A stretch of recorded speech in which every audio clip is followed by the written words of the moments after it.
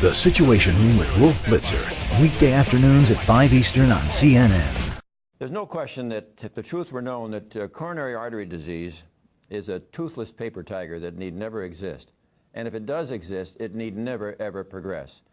What we've heard from President Clinton is the remarkable change that he's been willing to make to remove completely from his nutrition those foods which we know will devastate and injure the inner lining of your arteries. And the remarkable thing is the capacity that the body has to heal itself. And when you do what President Clinton has done, where you completely try to remove any foods that are going to injure your vessel, the body has this remarkable capacity to begin to heal itself. And I'm afraid that as a medical profession, we perhaps have fallen down and really emphasized too much the drugs and the procedures and the operations which really treat the symptoms. They do not treat the causation of this illness. This is one of the few times since Hippocrates that we have not told patients about the causation of their illness. Dr. Ornish, are you on the exact same page as Dr. Esselstyn is? Yes, I am, and I want to just say I love and respect President Clinton, and so I was thrilled to hear that he's making these changes because I want him to live a long time, like so many people do, and whatever your politics, he can inspire many people to make these changes. And what we've shown, we tend to think it has to be a new drug or a new laser, something really high-tech and expensive to be powerful. And what we've done in more than 33 years of research is show that these simple changes that we make in our lives, like what we eat, how we respond to stress, how much exercise we get, and how much love and support we have, can actually begin to reverse, not just prevent, but actually reverse chronic illnesses like heart disease and so on. And we found that almost more than 82% of the people who made these changes, as President Clinton indicated, were actually able to reverse the disease. So rather than getting a quick fix like a bypass or a stent does, which doesn't treat the underlying cause, it's a little like mopping up the floor around a sink without turning off the faucet. It keeps coming back unless you change what caused it. Is this diet, Dr. Esselstyn, no dairy, no meat, no chicken, basically no fish, is this diet for everyone or only for those who have heart disease or a history of heart disease? One other thing I would add, and no oils, no processed oils. When you say no, like olive oil, even olive oil, which supposedly is pretty healthy. I'm afraid I'm going to have a divergence of opinion there.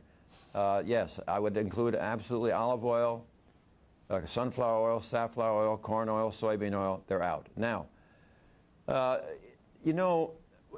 since we know that these foods are injuring people, why would we ever want to have them on the menu of our school children?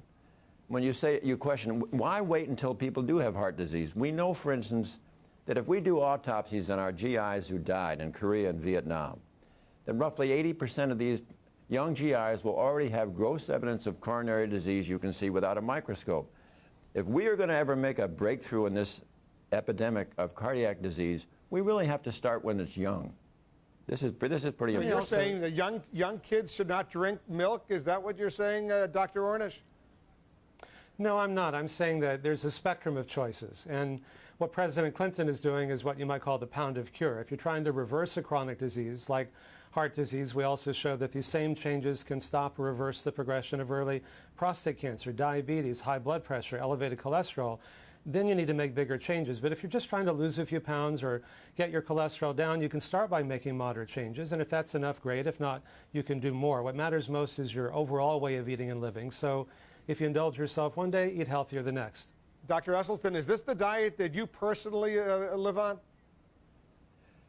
The one that I described earlier, yes, I most certainly do. My dad had his first heart attack at age 43, and I've been eating this way for over 26 years. And Dr. Ornish, is that the way you live? No chicken, no meat, no dairy, no I guess some of the fun things in life. Is that what I'm hearing you say? The old joke is, am I going to live longer? Is it just going to seem longer if I eat this way? And it's not all or nothing. What you include in your diet is as important as what you exclude. There are hundreds of thousands of protective substances. I also recommend people take 3 or 4 grams a day of fish oil because the omega-3 fatty acids can be so protective. So but we heard Dr. Esselstyn say no oil. Well, we're slightly different opinion on that particular one. I think the omega studies have shown that just 3 or 4 grams a day of fish oil can reduce your incidence of sudden cardiac death by up to 80%. It can reduce your risk of prostate and breast cancer. If you're a pregnant woman or breastfeeding, it can raise your child's IQ. And so I think the evidence there is pretty compelling. I take fish oil, Dr. Eggleston. Is that a bad idea?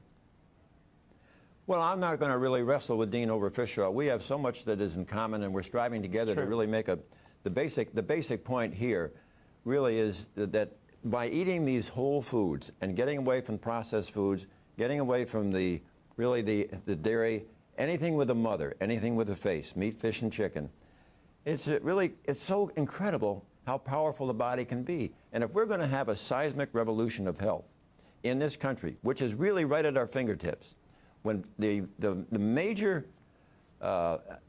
behavior that has to change is, interestingly enough, our food. That is the absolutely key card. It trumps everything. I agree. And let me just say this. You know, when you make these changes, because these mechanisms are so dynamic, your brain gets more blood. You think more clearly. You have more energy. Your skin gets more blood, so you don't age as quickly. Even your sexual organs get more blood in the same way that Viagra works. So yeah, you'll probably live longer, but you'll also feel better. And what's sustainable is joy and pleasure and freedom.